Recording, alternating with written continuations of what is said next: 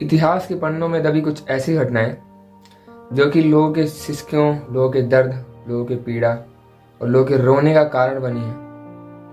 उन्हीं में से शायद आप लोगों ने कुछ घटनाएं सुन रखी होंगी, जैसे कि चेरनोबिल की घटना, सिवोस की घटना और भोपाल गैस ट्रेजिडी की घटना।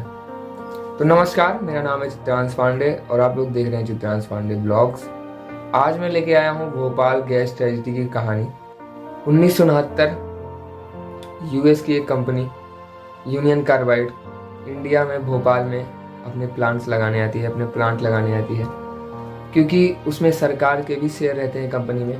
तो कंपनी को खड़ा होने में ज़्यादा टाइम नहीं लगता, कंपनी पूरी बनती है, वहाँ पे सारी फैक्ट्री लगती है और भोपाल के लोकल्स में भी खुशी रहती है कि उनको भी जॉब मिलेगी। कंपनी हायर भी ऐसे ही लोगों को करती है जो कि बिना एक्सपीरियंस वाले होते हैं, और लोग ज्वाइन भी करते हैं, लोग सारी चीज़ें करते हैं क्योंकि उनको जॉब्स मिल रही हैं, उनके खाने को मिलेगा। बट लोकल्स को ये पता नहीं रहता कि कंपनी में होता क्या है, कंपनी किस चीज़ की है, और बिना कुछ जाने वो लोग भी ज्वाइन कर लेते हैं। और इसके बाद पहली बात तो कंपनी किस चीज़ की थी ये बता दूं। कंपनी कीटाणुनाशक दवाएं बनाती थी और उसमें यूज़ होने वाला केमिकल MIC यानी कि मिथाइल आइसोसाइनाइड, जो कि अगर आप लोगों ने साइंस पढ़ी होगी तो आप लोगों को पता होगा कि वन ऑफ द ऐसे केसेस में आती है जो कि बहुत ज़्यादा जहरीली है। अगर ये पानी के संपर्क में आए तो और ज़्यादा इफेक्ट करती है और ज़्यादा रिएक्शन करके और ज़्यादा जहरीली होती है। अगर ये हवा के संपर्क में आए तो और ज़्यादा जहर बनाती है। और इन सब के बावजूद, इन सब को बिना जाने कंपनी में वर्कर्स लगते हैं और सब कुछ सही चल रहा होता है। भोपाल के बाहर कंपनी के अंदर कुछ भी सही नहीं चल रहा होता, क्योंकि कंपनी के वर्कर्स बिना एक्सपीरियंस के रहते हैं और इसमें वर्कर्स को हायर करने वाले की सबसे बड़ी गलती होती है, और इसके बारे में भी सारी चीज़ें बताऊंगा। तो सब कुछ सही चल रहा होता है और आती है एक रात जिसको ना तो वर्कर्स ने सोचा होगा, ना तो भोपाल के लोगों ने सोचा होगा, ना तो इंडिया के लोगों ने सोचा होगा, और ना ही सरकार ने सोचा होगा कि ऐसी भी रात एक आएगी। दिन होता है 3 दिसंबर और 2 दिसंबर की रात, 3 दिसंबर की सुबह वाला 1984 का टाइम है। रात में कंपनी में 3 टैंकर्स रहते हैं। 3 टैंकर्स में से 690, जो 610, 611 और 690, 690 वाले में MIC नहीं भरी जाती है हर बार, लेकिन इस रात को MIC उसमें भरी रहती है और पानी से लीकेज होती है। पानी मिलता है उसको कहीं से पाइप की वजह से, और लीकेज की वजह से रिएक्शन करती है अंदर में ही। 200 डिग्री का टेम्परेचर हो जाता है, जबकि उसके अंदर का टेम्परेचर 4 डिग्री सेल्सियस होना चाहिए और 200 तक पहुंच जाता है। लीकेज होती है, कंपनी के वर्कर्स की आंखों में जलन होती है, उनकी खांसी आती है और उनको ऐसा लगता है कि जैसे किसी ने आग में मिर्च डाल दी हो और आंखों में लग रहा हो और मुंह में लग रहा हो, गले में लग रहा हो। सांस लेने में लोगों को तकलीफ होनी शुरू होती है। अभी तक सब कुछ कंपनी में ही चल रहा होता है, तब तक धीरे धीरे हवा के संपर्क में आके अपना जो है रिएक्शन और तेज करता है MIC, और पूरे हवा में फैल जाता है भोपाल में कंपनी के आसपास में लोकल्स पे सबसे पहले इफेक्ट करती है गैसेस। वहाँ के लोग सो रहे होते हैं, उनको क्या पता कि उनके साथ क्या होने वाला है। गैसेस सबके घरों में आती हैं। उनमें से कुछ इंसान बताते हैं कि गैस गुब्बारे की तरह, बादल की तरह उनके घर में अंदर आती है और इफेक्ट करना शुरू होता है। उनको खांसी आती है, किसी की आंखों में जलन होती है, किसी के फेफड़ों में जलन होती है, सांस लेने में तकलीफ होती है।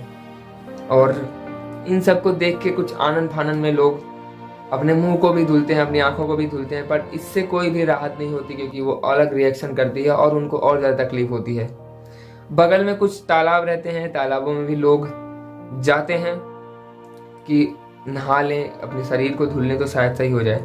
बट उनको क्या पता होता है कि जिस पानी में वो जा रहे हैं उनमें उनकी मौत लिखी है। वो पानी में जाते हैं, पानी में भी गैसेस मिल के पूरा MIC मिल के पूरा एकदम उसको भी जहरीला बना देती है, और उसी पानी में सैकड़ों लोगों की लाशें तैरती हुई मिलती हैं। रात बीतते बीतते सुबह होते होते लोग, सैकड़ों हजारों लोग मर गए रहते हैं। जो नहीं मरे रहते हैं वो हॉस्पिटल के बेड पे होते हैं, और जो कि हॉस्पिटल के भी बेड पे नहीं होते हैं, अपने घरों में तड़प रहे होते हैं। किसी की फैमिली, लोगों की फैमिली उजड़ जाती है। पर सेकंड, हर सेकंड में किसी ना किसी को खांसी आती है, खून आते हैं, उल्टियां आती हैं और झाग निकलते हैं उनके मुंह से। चीजें बद से बदतर होती जाती हैं। लोग हॉस्पिटल्स की तरफ भागते हैं, क्योंकि इन सब चीजों के लिए डॉक्टर्स भी तैयार नहीं रहते, उनको भी पता नहीं रहता कि क्या चीजें हैं। Hospitals like Hamidia and Jayaprakash, इन सब हॉस्पिटल्स में लोगों के भरमार से बेड्स की कमी पड़ने लगती है, क्योंकि इतने ज़्यादा लोग वहाँ पे आ जाते हैं। लोग अस्पताल में एक एक कोने में पड़े लोग तड़प रहे होते हैं, खांस रहे होते हैं, आंखों में उनके जलन होती है, आंखों की रोशनी जाने लगती है लोगों की। लोग तड़प रहे होते हैं, लोग मर रहे होते हैं। और भोपाल में सुबह सड़कों पे लाशें बिछी रहती हैं। वो लाशें जानवरों की, वो लाशें इंसानों की, वो लाशें बच्चों की, वो लाशें महिलाओं की, वो लाशें आदमियों की सड़क पर ही पड़ी रहती हैं।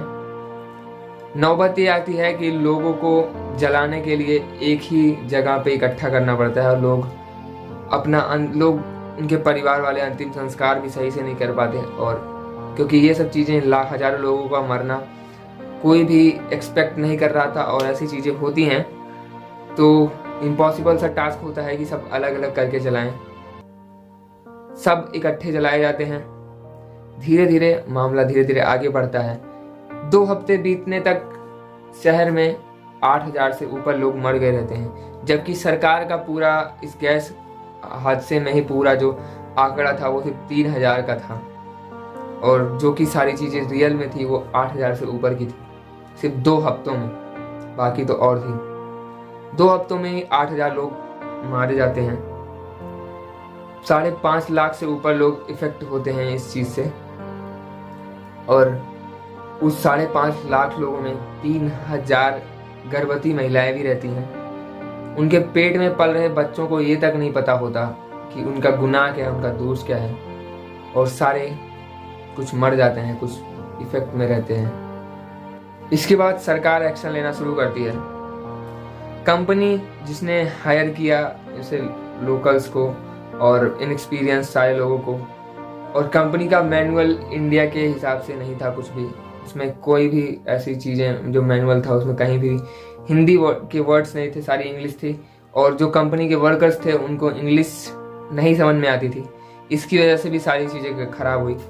बात इसके आगे बढ़ती है, सरकार एक्शन लेती है, और कंपनी का मेन मालिक वॉरेन एंडरसन गिरफ्तार किया जाता है। लेकिन कुछ दिन के 2-3 दिन के बाद ही वॉरेन एंडरसन को मात्र $2,600 की जुर्माने के रूप में जुर्मानत देकर जमानत पे छोड़ दिया जाता है। और जमानत मिलने के बाद वॉरेन एंडरसन सीधे अमेरिका भाग जाता है, और आज तक, अभी तो उसकी मौत हो गई, लेकिन 90 साल तक वो जिया और अमेरिका में ऐसे जिया। सरकार का कोई भी वहाँ पे पूछने नहीं गया, कोई भी समन नहीं भेजे गए, कोई भी चीज़ें उनको भेजी नहीं गई, कोई भी नोटिस नहीं गए। और जब मामला कोर्ट केस में पहुंचा, लोगों ने अपील की, तो सरकार ने $3 बिलियन कंपनसेशन मांग रखी। इन सारी चीज़ों को सब कुछ होने के बाद मिला $470 मिलियन। $470 मिलियन सरकार को वॉरेन एंडरसन की कंपनी ने दिए। क्या ये इतना काफ़ी था उन 5.5 लाख लोगों की तड़पने के लिए, उन 15,000 लोगों के मरने के लिए? और इन सब चीज़ों में मिलता कितना है लोगों को? पर इंसान 12,000 15,000 रुपये, क्या एक जान की कीमत ये थी? कुछ अभी भी केसेस इसके चल रहे हैं, लेकिन ऐसा नहीं हुआ कि जिससे राहत मिले। और अभी भी भोपाल में लोग तड़प रहे हैं। अभी भी जो बच्चे पैदा होते हैं उन समय के ग्रस्त उनके माता पिता की वजह से, आज के निर्दोष बच्चे, उनको क्या पता था कि ये सब उनके साथ होने वाला है, जबकि उनकी कोई गलती भी नहीं है। और अभी भी कोई अंधा, कोई बहरा, कोई शरीर से कमज़ोर, कोई बोलने ना वाला, ऐसे बच्चे पैदा अभी भी हो रहे हैं वहाँ पे। तो यही थी कहानी। इसमें लापरवाही सरकार की भी थी, इसमें लापरवाही कंपनी के अंदर काम करने वाले लोगों की भी थी, और इसमें लापरवाही सबसे बड़ी वॉरेन एंडरसन की भी थी। बट इससे हुआ कुछ नहीं। जानवर मरे, जानवरों की भी संख्या इंसानों के ही बराबर, और औरत, महिलाएं, बच्चे, बूढ़े सब मरे। तो आई होप आप लोगों को स्टोरी अच्छी लगी होगी, और इन फ्यूचर कभी भी ऐसी घटनाएं ना हो, मैं यही उम्मीद करता हूँ। अभी भी इन सब चीज़ों पे मामले चल रहे हैं, इन सब चीज़ों पे केसेस चल रहे हैं। अभी भी भोपाल में लोग सड़कों पे उतरते हैं इस केसेस के लिए। बट सरकार जो भी आई, जो भी गई, किसी ने भी कुछ नहीं किया। उसी 12,000 में अभी तक लोग, इनको लगता है कि जी रहे होंगे। तो आई होप आप लोगों को वीडियो अच्छी लगी होगी। इससे ज़्यादा मैं कुछ और नहीं बोल सकता, और मिलते हैं नेक्स्ट वीडियो में। तब तक के लिए जय Hind, Vande Mataram, bye bye, take care. मिलते हैं नेक्स्ट वीडियो में, बाय बाय।